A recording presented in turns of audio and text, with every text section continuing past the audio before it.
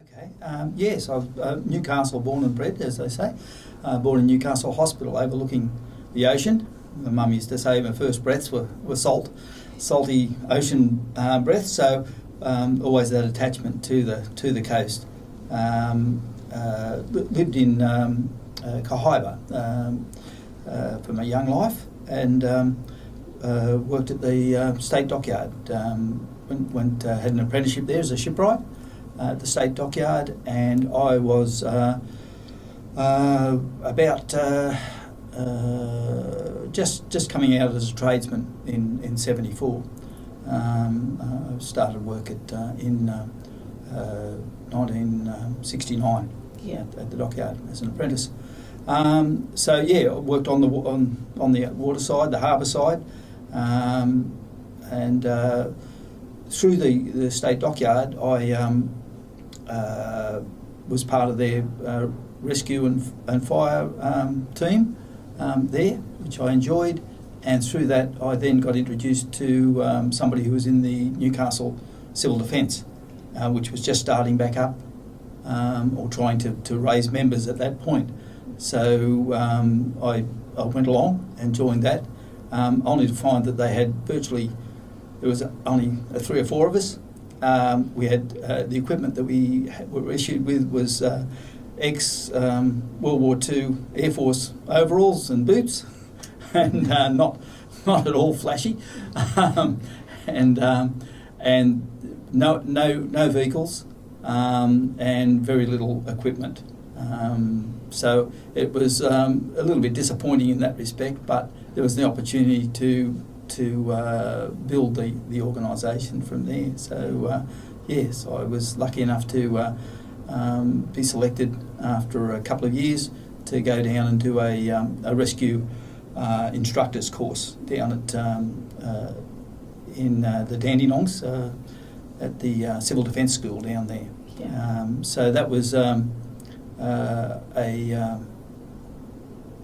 important step for me, and then I became the rescue instructor in Newcastle, which was good. So we did a lot of the usual sorts of things, rope work and abseiling and rescuing people over embankments and things. Had quite a few exercises in Newcastle.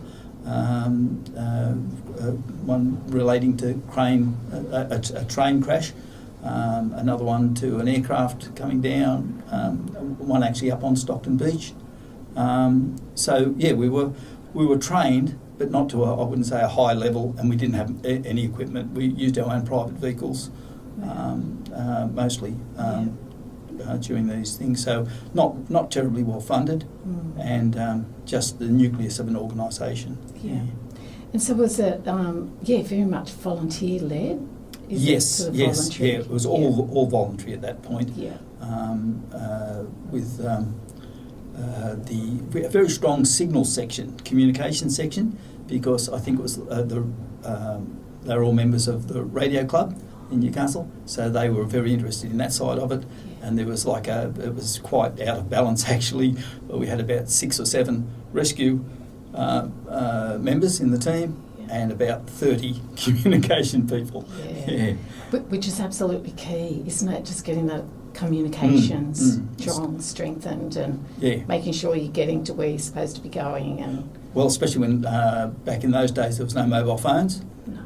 We're talking in the 70s, so it was all landlines. And when we had floods, high winds, landlines obviously went down. So radio communications were very important, especially mobile radio communications. Yeah.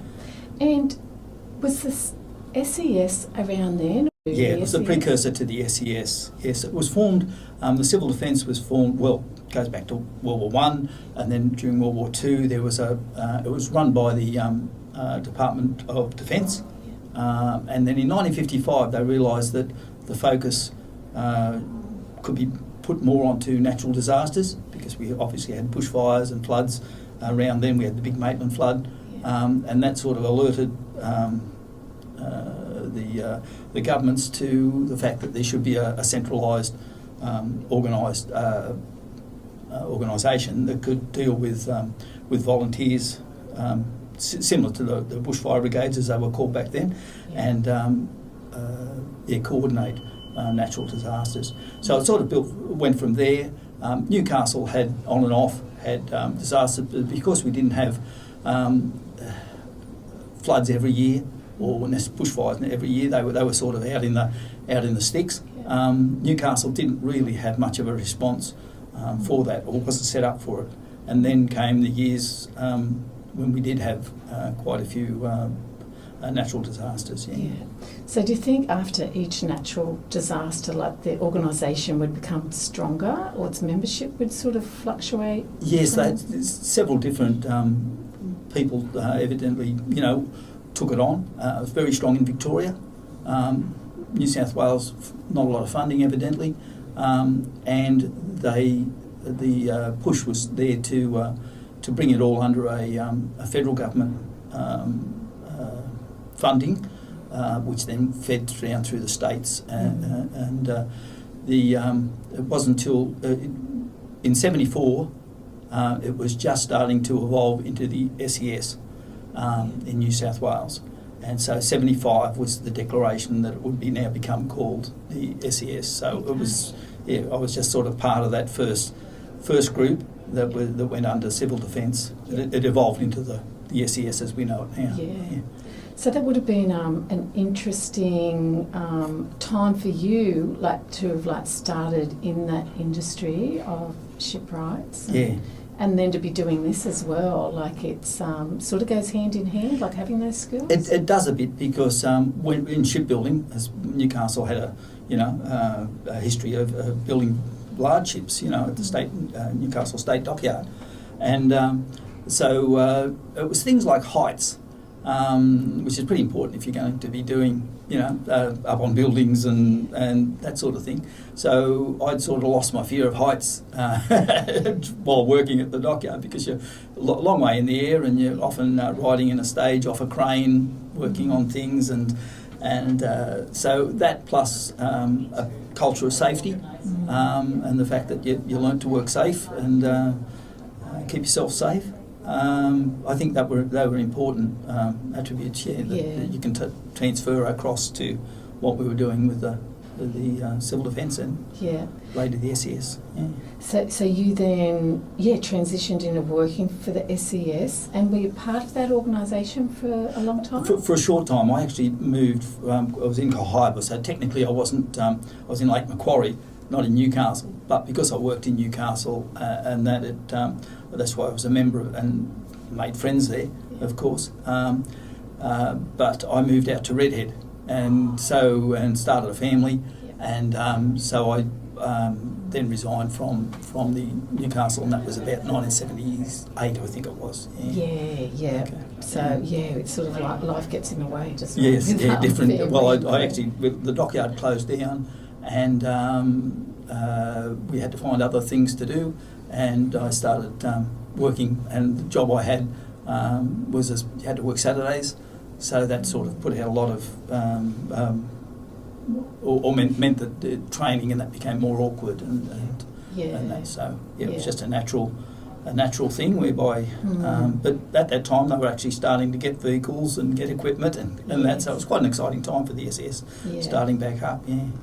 And the dockyard was a big employer, wasn't it? Oh yeah, 2,000 to 3,000 people worked in the state dockyard. And what was the impact after it closed? Did people find it hard to get jobs? Yes and no. They attempted to replace us and retrain us. I know quite a few went driving the buses for the transport. Things like that. We were offered a position down in Melbourne. If we actually travelled down for interviews and decided not to. One day in Melbourne, when you experience all four seasons, was enough to convince me that working on the water down there wouldn't be as nice as working on the water up here in Newcastle. So didn't take that opportunity and just went out and I actually worked for Newcastle 4-wheel drive, which back in the day was I was keen on 4-wheel drives. That's what we did as a hobby. Old Jeeps and Land Rovers and Toyotas. and so I worked for them in their spare parts division. So that was a complete change of careers, but found I could. I was good at it, and stayed there for quite a while before going into business for myself in Newcastle. Yeah. We had a little health food shop at the junction. Yeah. So Endeavour Health, and then from there we moved up to Smith's Lake. So that's just south of Foster. Yeah. That's sort of quite a change, but being able to transfer like your skills and your knowledge and just adapt has been fantastic. Yeah. So what prompted you initially to get into like the maritime area? I just always loved the ocean, the sea. Like I said, my first breaths had salt in them, so I was sort of doomed from then. And my grandfather was originally a seaman, and he always used to tell us stories. And so I just sort of went that way. Almost joined the Navy at one point, but decided to stay in Newcastle. And I think, like you've described, it was just the perfect timing of getting into that industry, because Newcastle still had the dockyards, and so for someone wanting to get into that industry, what was the pathway? Was it fairly easy to get in? Back when I left school, I think it was 6 or 7 different apprenticeships that I could have actually taken up, because the BHP. There was a couple of BHP, there was Lice Arts, there was the other big industries, and the State Dockyard. And because I love the water and boats, the shipwrighting one was the path I chose, even though people were telling me then it's a dying trade, it's the sort of... and yes, it turned out that they were right. We closed down the shipbuilding industry. But yes, I've always loved it, and when people ask me... what's my trade? I say shipwright, because that's something that you start out with, even though I've done so many other jobs since. That's the thing. If you went in, became a shipwright, eventually you had to find some skills somewhere else, because it's not a long-term industrial job anymore. It's more individual boat yards and that sort of thing, boat repairs. And I believe that they don't really sort of have courses, or there's only one course in Australia, in Tasmania or something like that. That's for wooden boat building. Wooden boats, But there are still some shipbuilding done, but mostly boat building now. And the companies that are big in it are the ones that are building the large aluminium monohulls over in Western Australia, of course, and further north than that we go, we've got the fiberglass cruiser type industry.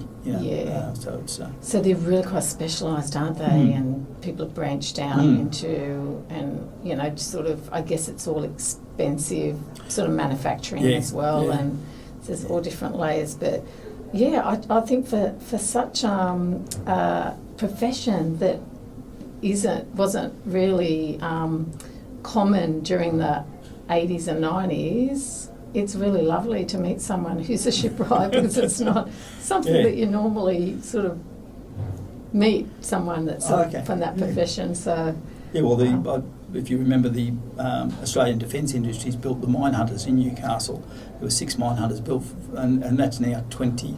That was in 1995, 96. That began. So that's quite a while ago now. Yes. And there's still a couple tied up that they're using. I think just using for spare parts now in Carrington there. But that was a big... I came back from Pacific Palm, Smiths Lake, to work on that project for about 6 years. So I was a supervisor there. I started off on the tools and then went on to being a supervisor. So, that was a very interesting project as well. So, it's just one of those industries, isn't it, that ebbs and flows. Yes, and then you're sought after if much. they need a shipwright. Were there any sort of like particular challenges to the job, or did you find that it was something that was you were like a duck to water?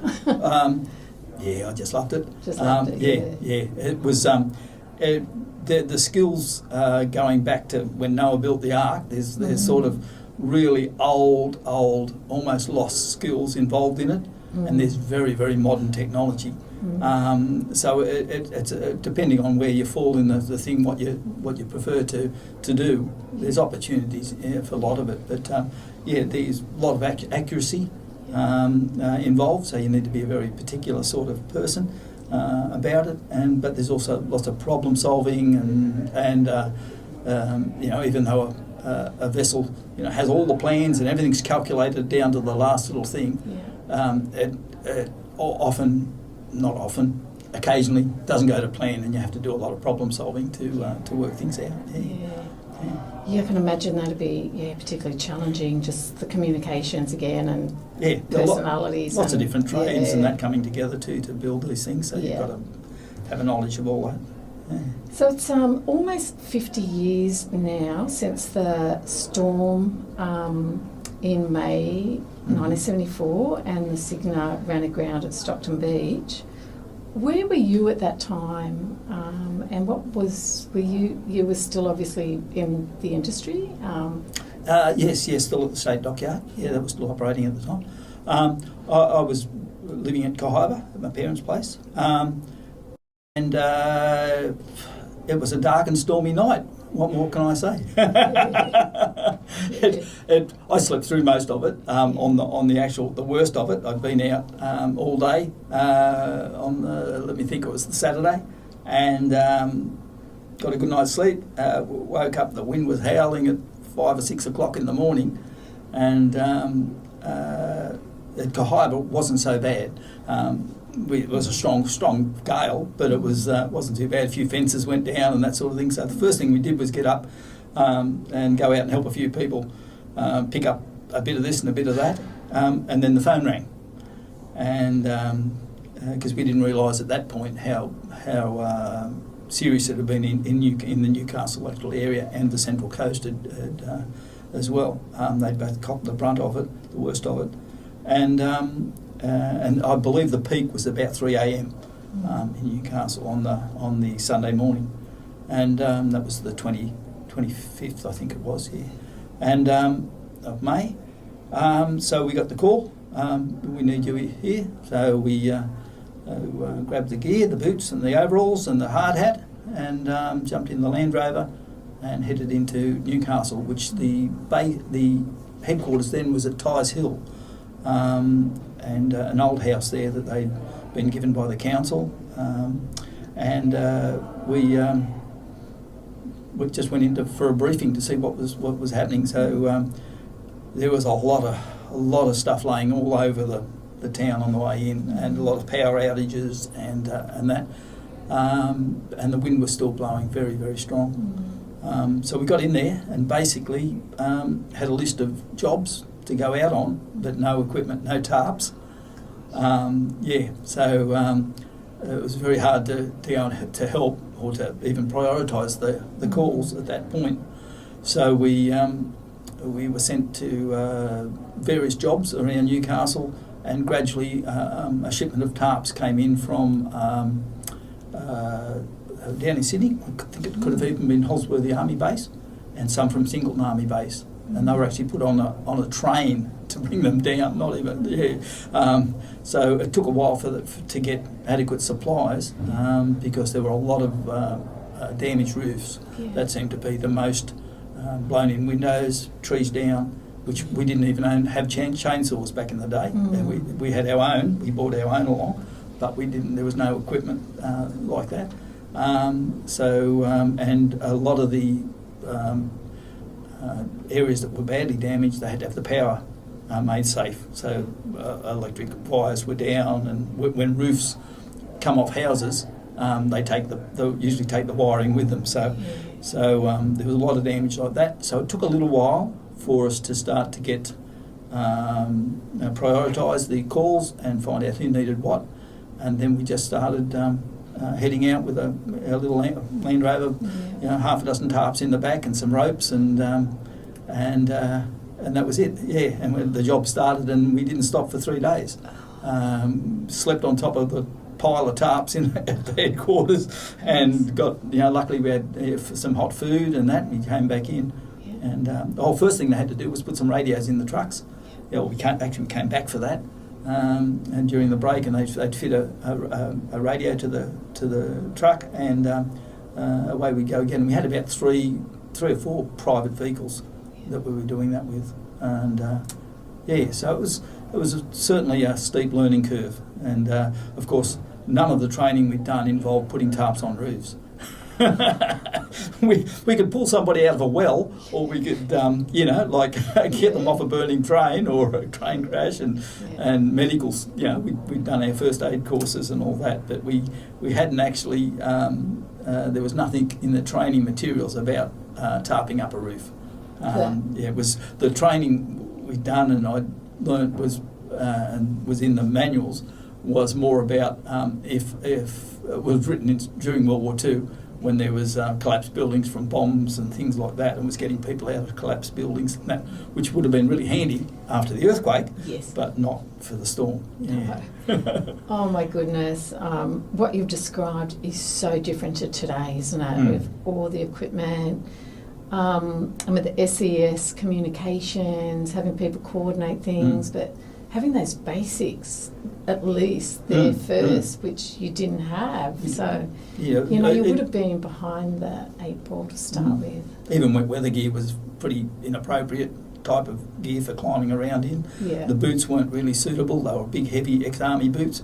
The overalls we had, as I said, were just old RAF, dark blue, so you couldn't see anybody in one in the night anyway, because they were navy blue, and the helmets were the old wide-brimmed helmets. So torches, we didn't have enough torches, things like that for working at night. So we supplied all our own. And did you find that people just joined and volunteered to help you? They did, but because they weren't trained, they were more of a liability than not. So yes, we tried to stick with the trained people that we had, just for the liability aspect of it all, except for people who actually lived in the house or whatever, we'd co-opt them to help us. I can imagine it would be very traumatic as well, like it's all just exhausting, or not so much traumatic, but just the exhaustion. I was 20 at the time, and all the other guys were too, mostly, a couple of older guys, but so I suppose at that age we just got on with it. We just thought we could do it, so we'll have a go and work it out as we went, and had a few close calls. Nobody seriously injured, but luckily I had a couple of those close calls myself.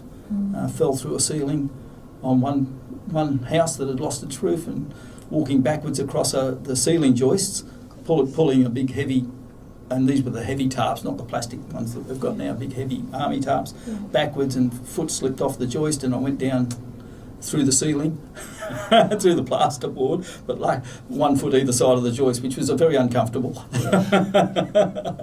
And nobody could get me out, because they had to come across, and the wind was howling, the tarp was flapping, so and they had to lift me physically up through the holes I'd punched through the ceiling in the thing. But anyway, as I said, no serious things. No, that's good.